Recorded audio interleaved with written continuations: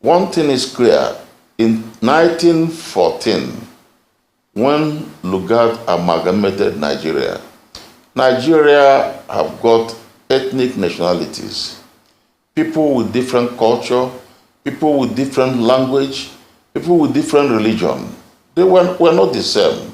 It was clear to us at that time that the survival of Nigeria will depend on our ability to manage our differences, to manage all these differences we have. And of course, our forebears before independence were able to manage it.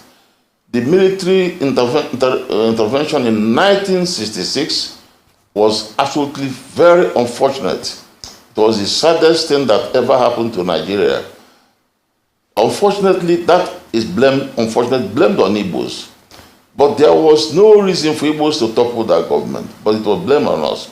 Now, that particular government, before independence, they had a constitution, a true federal constitution, a constitution that could actually apply and try and bring without a lot of strain to a people who have diverse background like Nigeria. We had a true federal constitution in 1960, 1963, and that worked for us. Later on, they changed to a unitary constitution, which is not right. Now, that is why we, in Igbo land, we are saying, please, let us have a true federal constitution. What we are operating today is a unitary government. It doesn't work for a people who have diverse background. Take many countries. If you go to a place like Britain, you have Scotland, you have Wales, you have England, they have a constitution that binds them together and is working for them. It's not a unitary government. If you go to America even, America, we are supposed to be following the American Constitution. But what they have is not a unitary government. Every state in America have got a certain level of autonomy.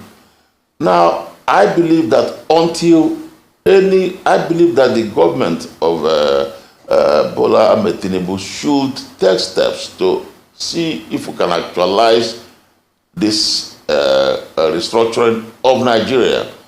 Without a proper restructuring, Nigeria will continue to have problems. There is no way this country can survive.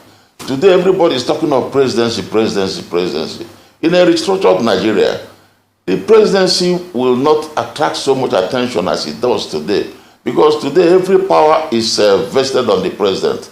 As I said last time, for example, a child who is born in South or Southeast in the past 30 to 40 years have not even seen a train before. He doesn't know what it's all about. But we have borrowed money, and the whole money we borrowed was invested in railway line from Western Nigeria to Northwest. So these are some of the problems, because the people in power, the person in power, the people Southeast was not in power, South was not in power. These are some of the problems we have. Now, coming specifically to one of Igbos, our own is very serious. It's very, very serious. We feel very sad about what is happening to us. When we came together as one country, Lagos became a capital. Naturally, in every country in the world, people all work together to develop their capital. The moment in 1914, once Lagos was made the capital of Nigeria, it was the duty of all Nigerians to come together to develop our capital. Our capital, Lagos, became the pride of our country. Igbos came in and participated. I must tell you, Igbos, by nature, once they say they are with you, they are with you. They are people who, when they make a commitment, they keep to it. Igbos they did a lot to develop the place. We are not saying that Igbos built Lagos alone. No, they couldn't have built Lagos alone. We didn't say that there were no other inhabitants. There were.